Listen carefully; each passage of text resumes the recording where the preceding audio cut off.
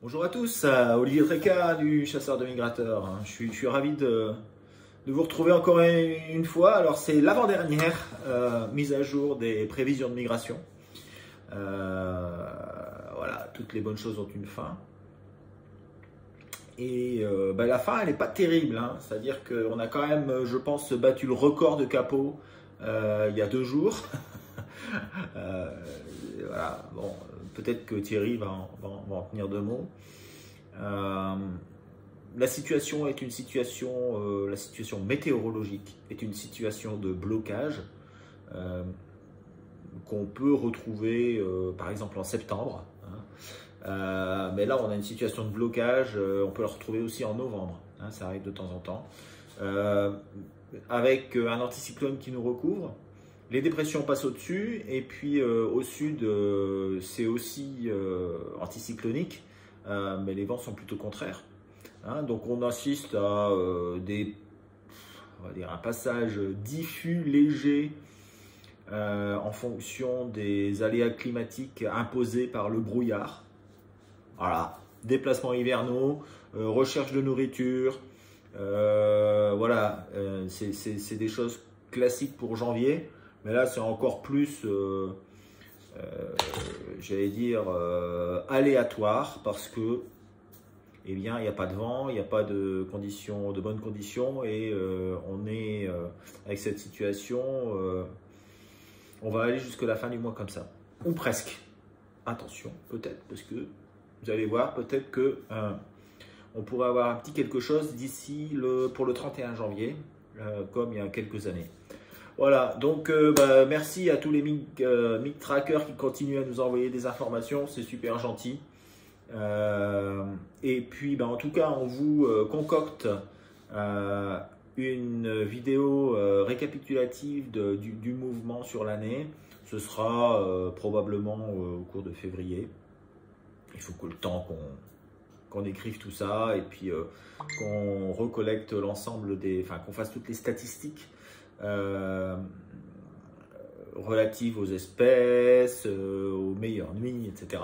Donc on vous promet de faire un petit récapitulatif qui vous sera donné au cours du mois de février ou au cours du mois de mars.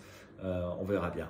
Voilà, écoutez, je laisse la parole à Thierry, et puis je vous souhaite une excellente semaine. À vendredi pour la dernière. Allez, ciao, ciao! Bonjour à tous pour ces prévisions du 25 janvier 2022, avant-dernière prévision de l'année. Et la question qu'on peut se poser maintenant, c'est nous reste-t-il encore un peu d'espoir pour les jours qui viennent? Qu'est-ce qui vient de se passer? Il s'est passé exactement ce qu'on avait dit, c'est-à-dire un petit peu de gibier, surtout dans le sud-ouest et l'ouest. Euh, pour le reste, ça a été quand même une pluie de capots. On n'a pas battu des records, mais on est quand même bien haut. Ça a été une semaine un petit peu triste pour beaucoup d'entre nous. Alors, qu'est-ce qui se passe cette semaine? Eh bien, cette semaine, il va se passer que l'anticyclone est usé à la corde. Ça reste la donnée la plus importante. Il fait froid au sud et pas au nord. Il n'y a pas de réchauffement ni d'ailleurs de refroidissement significatif, hein. On est dans une situation de blocage très très classique, hein, au mois de janvier. Et on a pour la fin de semaine une grosse perturbation sur l'Europe du Nord qui va encore plus figer les choses. Donc ça, c'est tous les mois, il y en a pas mal. Alors dans les plus, on a toujours ce vent d'est sur l'Espagne et sur Gibraltar, qui n'est bien sûr ni sud ni sud-est, ce qui serait beaucoup mieux. Mais bon, il y a quand même un temps calme au sud, et ça, c'est plutôt assez favorable pour une petite remonte. Alors, toute la semaine, on va avoir cet anticyclone qu'on va qualifier des Açores à la France, hein. Ça, c'est du brouillard un peu pour tout le monde. On a des feux orange partout pour mardi. Prévision, on va dire faible, 0,8 pour le sud-ouest et plus faible pour le nord. Rien de plus à signaler que la semaine dernière. Pour mercredi, c'est la même chose. Des vents d'ouest sur le nord de l'Europe, l'anticyclone des Açores à la France, du brouillard garanti. Je mets une prévision encore plus basse que la veille. Ça ne sera certainement pas fameux.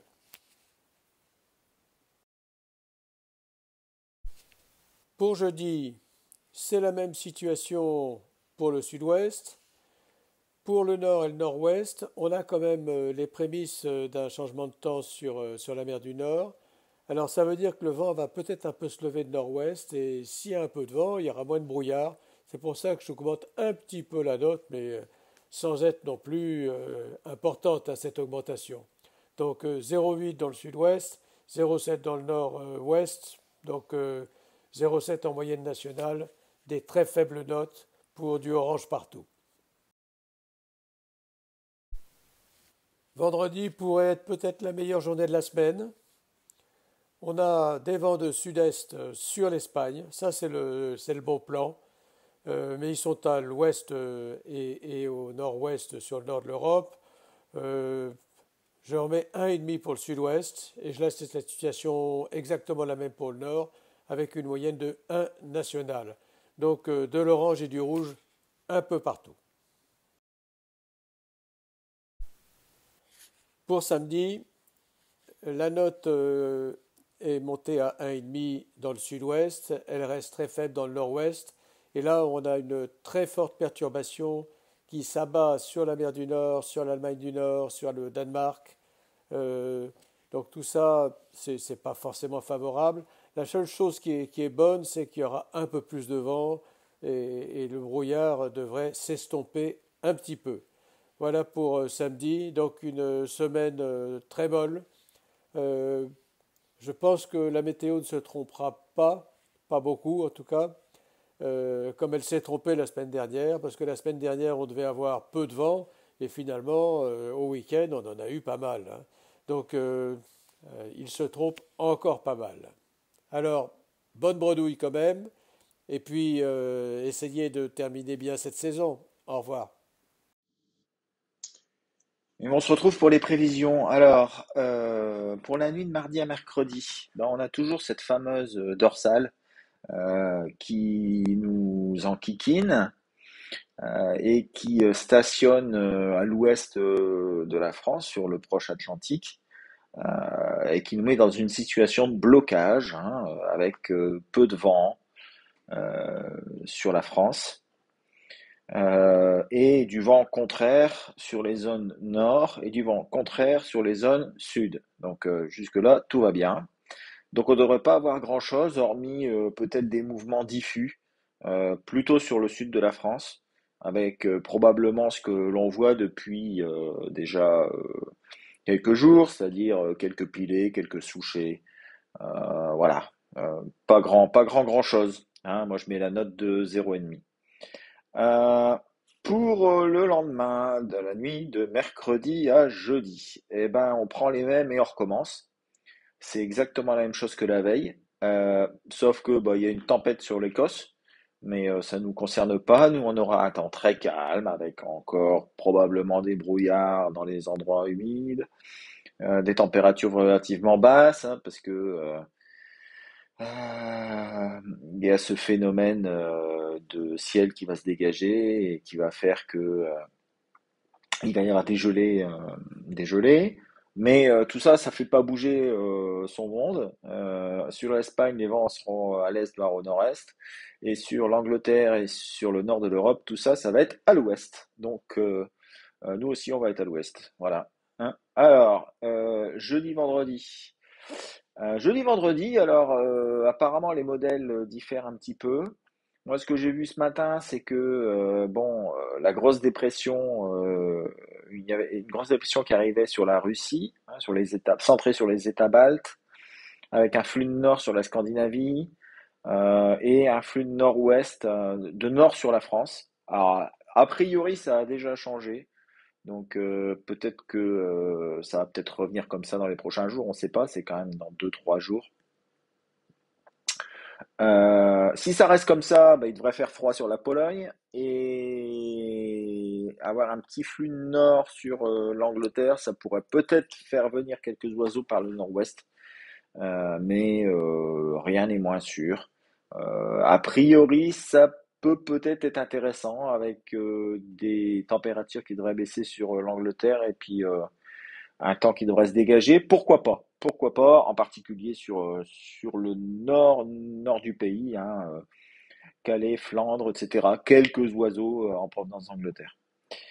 Euh, donc ça c'est pour la nuit de jeudi à vendredi. Pour la nuit de vendredi à samedi, bah, on revient comme avant, hein. Situation de blocage avec anticyclone centré sur le proche Atlantique et sur la France, hein, par la même occasion. Donc tout redevient bloqué et bah, on voit pas vraiment les choses qui pourraient s'améliorer. Euh, Pareil pour la nuit de samedi à dimanche, où on pourrait envisager un flux de nord, mais rien n'est moins sûr. Euh, Éventuellement plutôt de dimanche à lundi, mais là aussi, hein, c'est à prendre avec des pincettes, on ne sait pas comment ça va se placer. Là, il devrait y avoir un puits dépressionnaire qui vient sur la mer du Nord. Alors tout ça, c'est à prendre avec des pincettes, parce que si c'est ça, il se pourrait très bien il puisse y avoir quelques chutes de neige, mais c'est sous toute réserve. Et tout ça, ce sera quand même pour la dernière nuit de l'année, hein, le lundi 31 janvier. Donc, pourquoi pas, hein, il pourrait arriver de la neige. Et dans ce cas-là, ça m'est déjà arrivé, une nuit du 31 janvier, hein, d'avoir des averses de neige et puis faire une nuit extraordinaire. Donc, surtout sur les Flandres. Mais je crois pas que ça va se réaliser cette année. Donc, si on récapitule, eh bien, ça va être une semaine très calme, avec peut-être un petit peu d'oiseaux qui pourraient arriver dans la nuit de jeudi à vendredi. Et puis, c'est tout. Après, revenir dans la situation qu'on avait avant. Donc voilà, vraiment pas grand-chose à espérer cette semaine, qui sera la dernière de l'année. Mais bon, bah écoutez, hein, on fera une mise à jour, la dernière mise à jour vendredi, hein. On va essayer de faire ces choses correctement vendredi et pour cette dernière. Et puis, bah écoutez, je vous souhaite une excellente semaine et puis à vendredi. Ciao.